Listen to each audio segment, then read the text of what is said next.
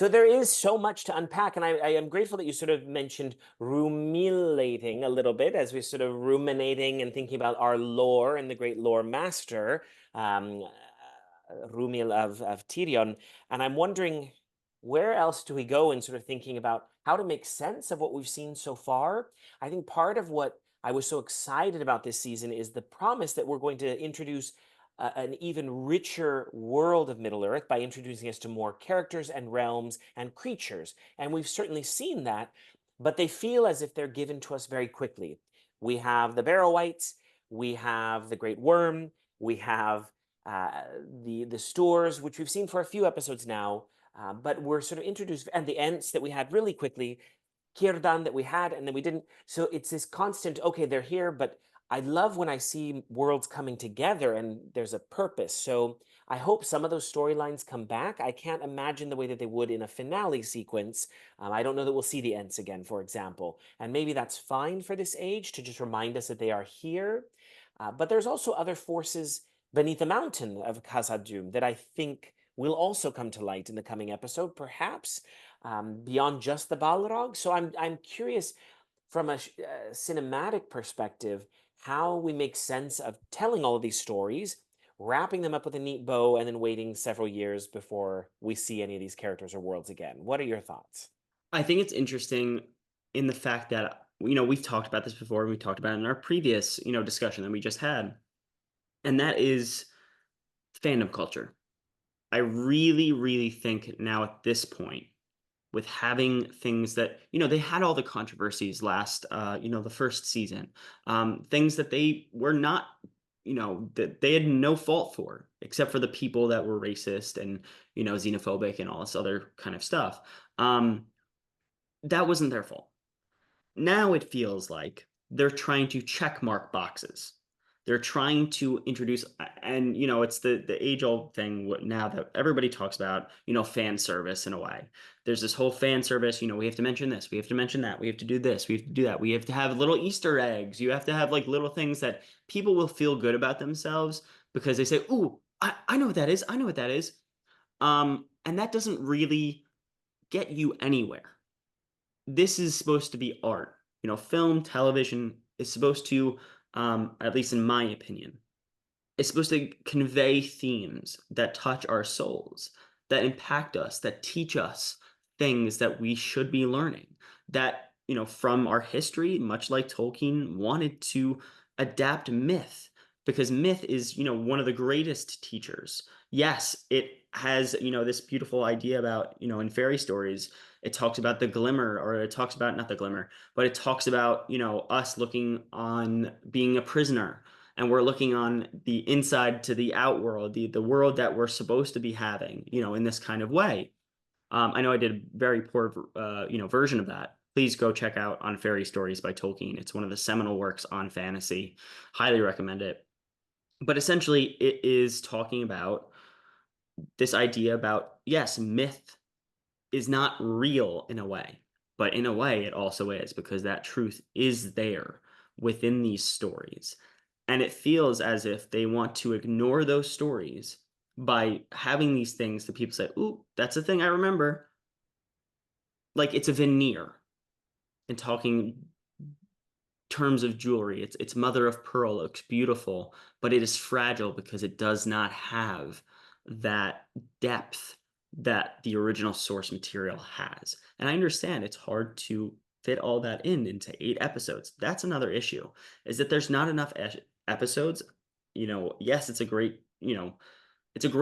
a better medium than movies are for Tolkien's works, because Tolkien's works, yes, they're putting a lot of like nuance, and they're trying to put that nuance in there, especially with the whole kind of storyline with the orcs, and how, Glug, I think, is the one orc's name that he's very hesitant with Adar and his relationship to Adar, and has saying, "I thought you loved us," um in that way. So it does feel as if they want to appease the fandom side and create their and control their own controversies by introducing shock and awe and things like that, so they have something to talk about over and over and over again without actually having substance in a lot of ways.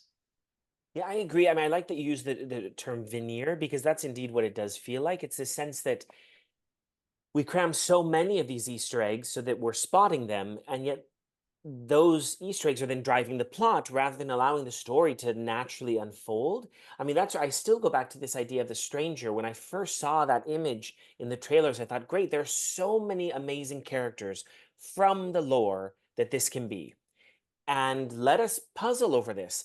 But then maybe don't disappoint us in not being one of these characters. If it ends up not being, I always wanted it to be Glorfindel, and I think I'm going to be disappointed. Mhm. But there are whether it's a rights issue or not, I'll just put that out there. Absolutely. But there are some great moments in Tolkien that fans will love.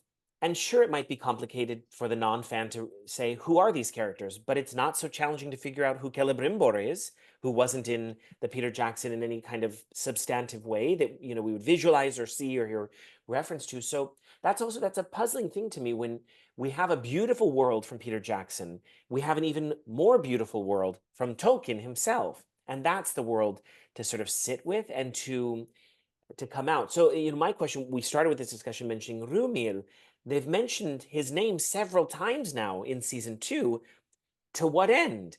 I Yeah. would love for there to have been an even bigger conversation around those elements of lore, because for me, a simple name drop here and there, or a little sigil, or a little detail, they're great, but then I wonder, to your point, if it is just the fan service, am I happy? And I think, okay, there it is. They use the word precious. There it is. The constant references to this, the greatest smith of the greatest of elven smiths. I think we've heard that term over and over again. There are other ways to praise Celebrimbor's great skill without resorting to this one title. Um, so that's where sometimes the writing feels both rushed and overly simplified. So I think that's the tension that we keep feeling is I want to feel constantly praiseworthy about the show because we're back in Middle Earth. And Yeah. if nothing else, here we are. We've seen worlds that we've never seen before on screen. That's amazing. And there is great care taken to this world. All the Yeah. artists that have been involved and the consultants. I think it comes down to this writing quality of feeling very glib and maybe not taking the fans even seriously enough that, we're going to sit there and analyze every screenshot with every piece of text in Celebrimbor's workshop to try to understand what these manuscripts are, or the signs in Numenor that we want to read everything that's there. We'll do that work and we'll trust that you've put in the effort to ensure that everything is accurate. And then accuracy, is a complicated point of conversation in any kind of fantasy because these are fantasy made up worlds, of course. Mhm. But I think it's those moments of intentionally shifting away from the lore that you stop and think, is that necessary? Even with the limitations of what we have and what we don't have. I think there was a great Twitter thread earlier about if Peter Jackson was limited to the references to the Lord of the Ring in the Third Age based on the Silmarillion, we'd have a very short story with Gandalf, Aragorn, and Frodo. And of course, you would then need to make up other characters to fill in those gaps if we didn't know Legolas and so on. So I don't know. I'm kind of feeling Yeah. good and kind of also uncomfortable. So I don't know. It's very much like neutrality. I think at this moment, like a lot of times I do feel like in a lot of our pre-conversations, it's we're trying to navigate how to feel in a way, and I think if you're a writer and you hear that, you're kind of like, I haven't done my job enough.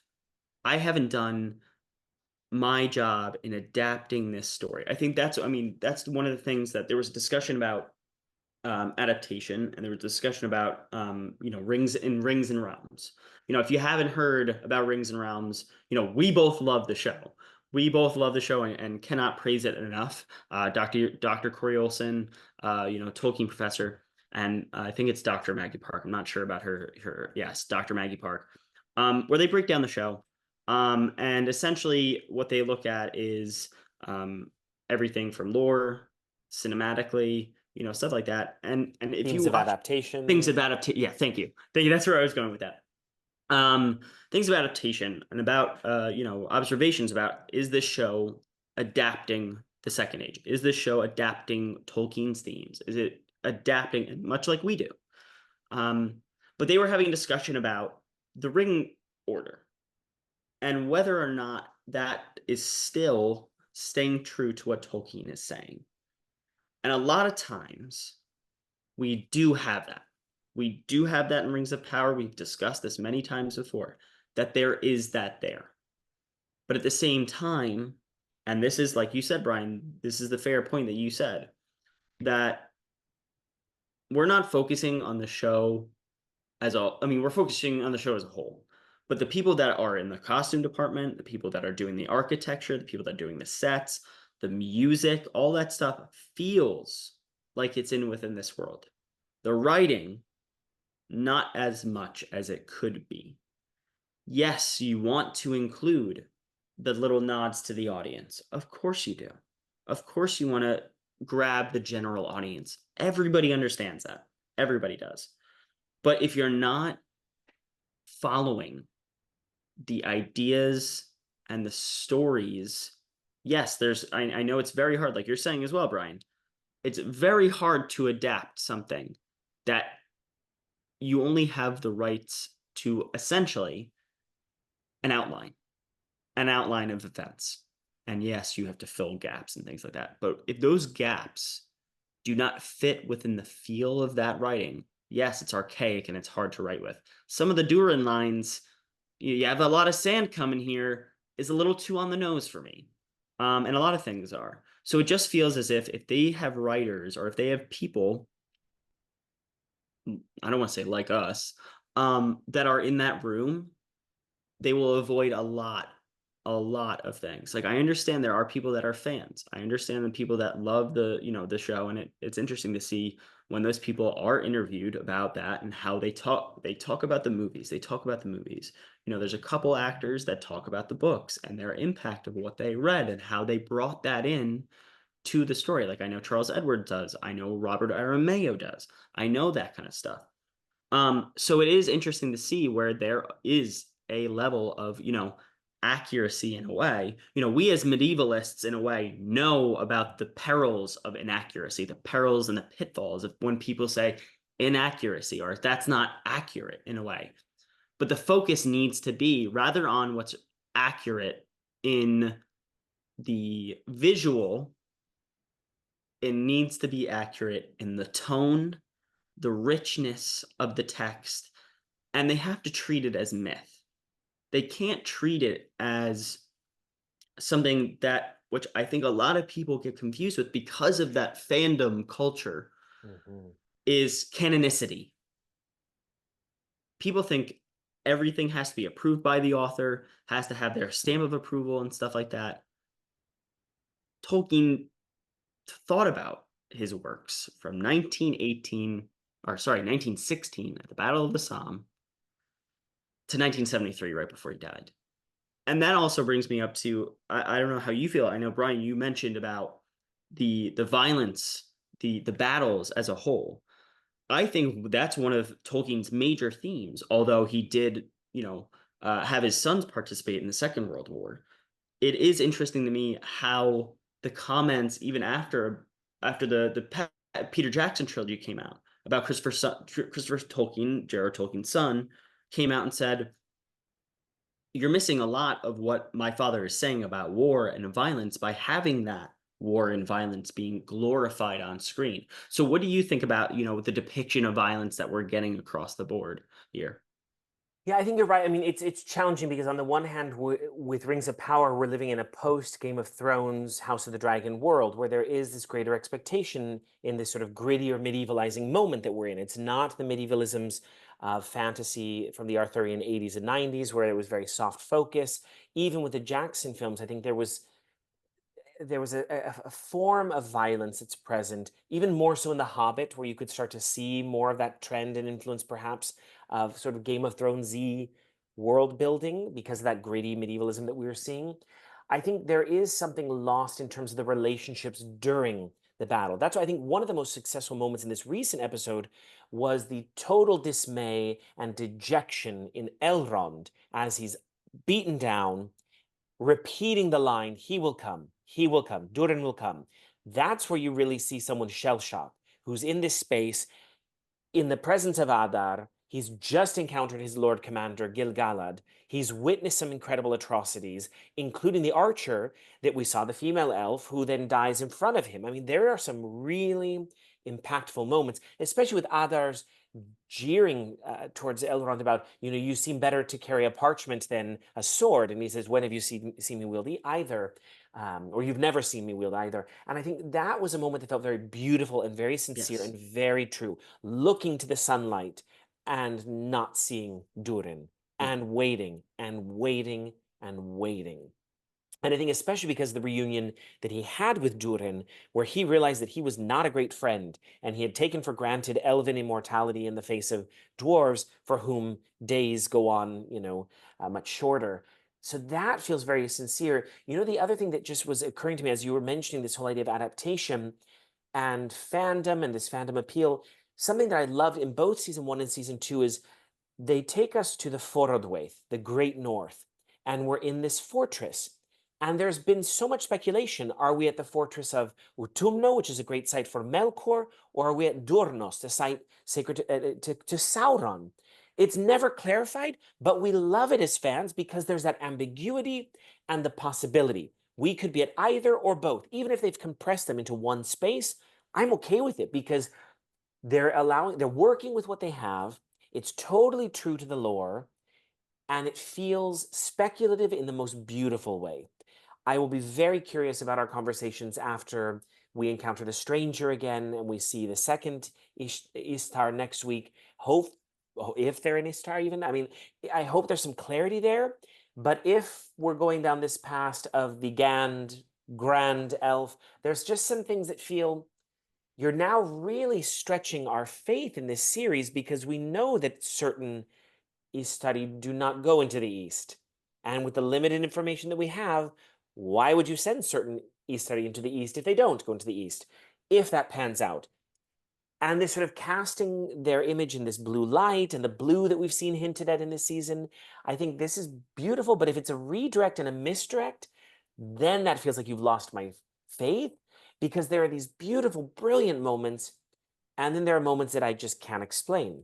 And I wanted to know more, for example, with Galadriel instantly recognizing Arondir and calling him by name. And I think, have they met in this season? Have we seen them together? Maybe not, but do they know each other previously? Could you spell that out? That would be beautiful to just share their relationship. They had a beautiful, tender moment, but we're not really let in on that secret. So those are moments where I feel like it's like fits and starts. That's what And what you're talking about when you talk about Galadriel, I think this season, I don't know what to think with what they're actually trying to do with her story. In the first season, she is the main character. She is our main character, the person that we know and learn to know the most. And it's interesting that she's kind of faded back into the darkness in many ways. Mhm. Because again, like you've mentioned before, they have written holes. They have backed themselves into corners in so many ways because they don't know where they're going. Because of so many different balls are all up in the air and they're juggling it all over the place. They don't know what to do with a lot of characters, especially her. And I think it's also due to the fact that one of the great things, and it seems that people are agreeing this across the board, that the showrunners had listened to people like us and the fans of the show because of the darker tone, because of the focus on Anatar and Celebrimbor, and because of so many other things. But at the same time, when you lose a character like that, someone that is, I mean, Tolkien was likely thinking about that the day or two before he died, about Galadriel. He changed her story utterly to fit her across this grand narrative of his sketch, as he would like to say, of the Legendarium. She has a moment in every single event, essentially. Every single event. She is our eyewitness into that world in so many ways. But when you bring her back and bring her in this idea of, she's with the orcs, or Uruks, sorry. She's with the Uruks. I don't want to offend any Uruks here. Stuff like that. So it's interesting to me where they're going to go with a lot of these characters that should be vital to the story. And yes, in a way, she is still vital. But at the same time, she's been put on the back seat so you can juggle things that aren't as important in a way to the story moving forward. And in some ways, if that is a response to some fans' response or critical press in the first season about how Galadriel was cast, the response then shouldn't be just to put her in a cage for most, or to have her power stripped from her in so many ways. Yes. Um, Tha I think, that's what right? I was trying to go for. Completely, went out of my head. But no, that's essentially the point. People were complaining about her and how she's so headstrong and Right. how she's so, militant and things like that. She went through a lot of trauma, as she significantly explains and eloquently explains throughout that season. And just to put her in the back seat, that's a little too real world like situations to me. It feels as if, okay, let's listen to the people that are misogynist in a way. Let's reward them because they're the ones that are constantly review bombing. They're the ones that are constantly complaining about the show. Let's give them a little treat in a way. I don't think that's what they're doing. I'm not saying that. But you can kind of see that little glimmer of possibility there. And to have that, basically try to strip that away from a great character that burst onto the scene in so many ways, which was true to the lore in so many ways. To have her have that backseat a little bit from the majority of the season so far, she'll obviously play a bigger role in the last episode. It'll be interesting to see where they go with that character. It's interesting because, yeah, she sort of flees Region with the Nine Rings unnecessarily in some ways, and then we'll have this confrontation with Sauron before he then theoretically overthrows her and takes the Nine Rings, maybe, or maybe she hangs on to the Nine Rings longer. I have no idea. I mean, I can't imagine that she would disseminate the Nine Rings to men. That wouldn't make any sense to Yeah. me, right? So they have to be taken away. So that there's a lot.